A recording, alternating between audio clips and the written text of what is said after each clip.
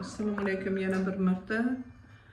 Hurmatli o'rtoqlarimiz, ishlarimiz davom etmoqda.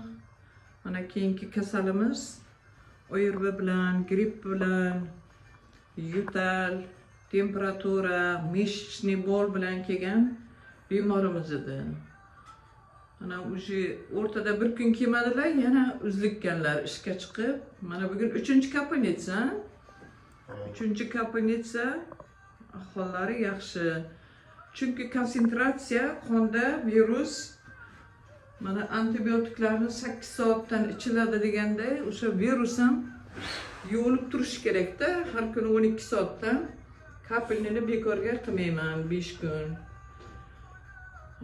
Kunlaringiz yaxshi o'tsin azizlarim, sizlarga sog'lik, salomatlik. Hozir juda ham ko'p bu virus, Coviddan kamligi yo'q. Covidda bola chastasi ham bo'ladi. Осложненияsi asorati juda ham yomon bo'lib turibdi. O'sha uchun bemalol kelib murojaat qilishlaringiz mumkin azizlarim. Avvalo kasal bo'lmanglar. Sog'lik, salomatlik sizlarga azizlarim.